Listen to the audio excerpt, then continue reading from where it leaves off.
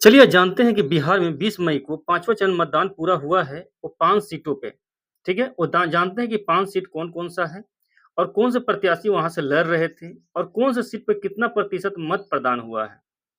सारे बात करेंगे, अब कौन सा प्रत्याशी जीतने का उम्मीद है, इसके बारे में बात करेंगे। आप वीडियो के अंत तक बने रहिएगा। चलिए स्टार्ट करते हैं। देखिएगा, पहले जान लेते हैं कि बिहार में कुल 40 लोकसभा सीटें हैं। अब बात करते हैं कि बिहार में 38 जिला है और लोकसभा सीट 40 है। अब कितना लोग तो समझ जाते हैं कि जिला को ही लोकसभा सीट समझ जाते हैं, ऐसा कुछ नहीं है। लोकसभा सीट का एरिया अलग है, अब जिला का एरिया अलग हो जाता है। चलिए जैसे हम बात करते हैं एग्ज़ाम्पल पे, जैसे मान लेते हैं वैशाली है।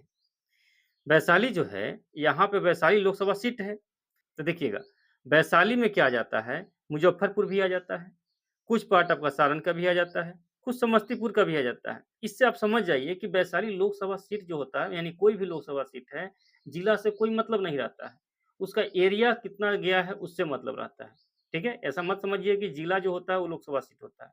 चलिए अब स्टार्ट करते हैं हम लोग कि कौन-कौन सा सीट पे मतदान हुआ है, 5 और 20 मई को। चलिए पहले उठाते हैं हम लोग मधुबनी। मधुबनी में जो कैंडिडेट है आपका आरजेडी से, वो अशरफ फातिमा है। अब बात करें बीजेपी से तो अशोक कुमार यादव है। अब देखते हैं कि मतदान जो हुआ है मधुबनी में जो मतदान हुआ है, वो 52% हुआ है, यानी 52% हुआ है। अब यहाँ देखते हैं चूँकि यहाँ पे यादव का भी वोट बहुत ज़्यादा है और मुस्लिम का भी वोट बहुत ज़्यादा है। यानी दोनों मिला के बात करें तो लगभग 5 लाख के आस-पास में वोटर हैं यहाँ पे। अब यहाँ पे अशोक कुमार यादव बीजेपी से हैं, तो यादव का वोट कुछ इसमें गया होगा। अब कुछ इसमें भी गया होगा, आरजेडी लालू प्रसाद के नाम पे। और मुस्लिम का लगभग वोट आरजेडी में गया होगा, ये अनुमान है।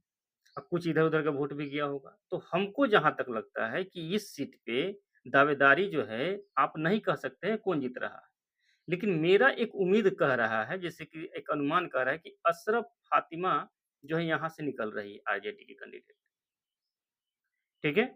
ऐसे निकलने के लिए भी निकलेंगे, ऐसा बात नहीं है, लेकिन एक अनुमान हम बता रहे हैं, ऐसा कुछ हम दावा नहीं कर रहे हैं, ठीक है? ऐसे 4 तारीख का रिज़ल्ट आ ही जाएगा, मालूम चल जाएगा।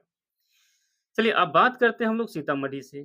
तो सीतामढ़ी से जो आरजेडी का कैंडिडेट है, अर्जुन राम है और जेडीयू का जो कैंडिडेट है यानी बीजेपी से, वो है देवेश चंद्र ठाकुर। अगर सीतामढ़ी से अगर बात करें, तो यहाँ पे जो वोटिंग हुआ है, ये लगभग 57% के आस-पास में वोटिंग हुआ है और यहाँ कैंडिडेट आप जान रहे हैं अर्जुन राम हैं, देवेश चंद्र ठाकुर हैं। और बात कर लेते हैं यहाँ पे कि जीतने का उम्मीद किसका है? तो देखिए यहाँ पे 19 में जो यहाँ का लोकसभा विजेता था, वो सुनील कुमार पिंटू था।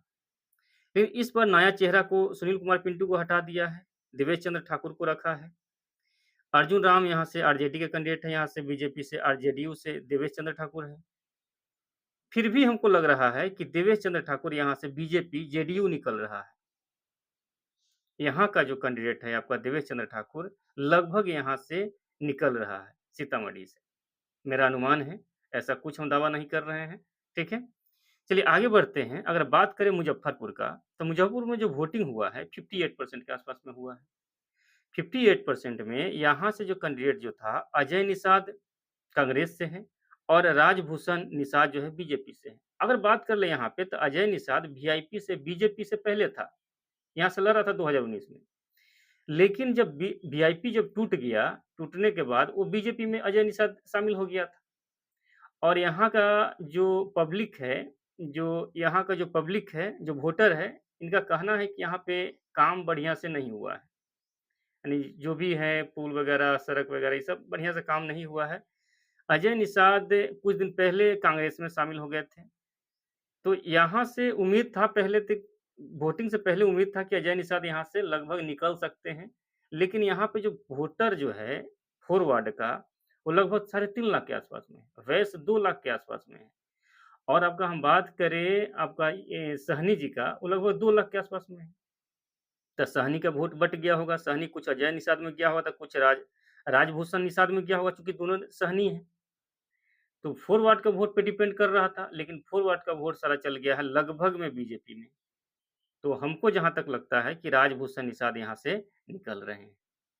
चलिए ठीक है, ऐसे वो तो रिज़ल्ट ही बताएगा। चलिए बात करते हैं हम लोग हाजीपुर। हाजीपुर जो लोकसभा क्षेत्र है, यहाँ से चिराग पासवान और शिवचंद्र राम है। शिवचंद्र राम आरजेडी से है, चिराग पासवान इनका खुद का पार्टी है एलजेपीआर जो बीजेपी में मिले हुए हैं। अब ये चिराग पासवान यहाँ से अगर बात करें हाजीपुर का जो वोटिंग हुआ है, लगभग यहाँ पे जो मत गिरा है 56% गिरा है। और बात करें चिराग पासवान तो हमको लगता है चिराग पासवान यहाँ से निकल रहे हैं। हाजीपुर से चिराग पासवान का जीत तय है।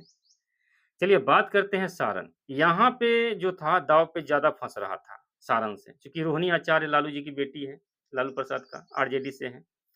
राजीव प्रताप रूढ़ी जो है बीजेपी से हैं, ठीक है? तो बीजेपी से जो है राजीव प्रताप रूढ़ी और रोहिणी आचार्य, तो बी राजीव प्रताप रूढ़ी जो है ये राज्य मंत्री है कैबिनेट में, राज्य मंत्री अभी हैं फिलहाल, 2019 में जीते हुए थे ये लोकसभा क्षेत्र। तो इस बार भी चांस हमको लग रहा था वोटिंग से पहले तो लग रहा था कि रोहिणी आचार्य निकल रही है लेकिन वोटिंग होने के बाद हमको लग रहा है कि यहाँ से राजीव प्रताप रूढ़ी यहाँ से निकल रहे हैं। चाहे जितना वोट से निकले अलग की बात है, लेकिन लड़ाई यहाँ पे कसम-कस था। चलिए देखिए, पाँचों लोकसभा क्षेत्र का हम लोग बात कर लिए जो 20 मई को जो हुआ था चुनाव। अब आप लोग बताइएगा कौन-सा किधर से निकल रहे हैं? वीडियो अच्छा लगा तो लाइक सब्सक्राइब कीजिएगा। जय हिंद।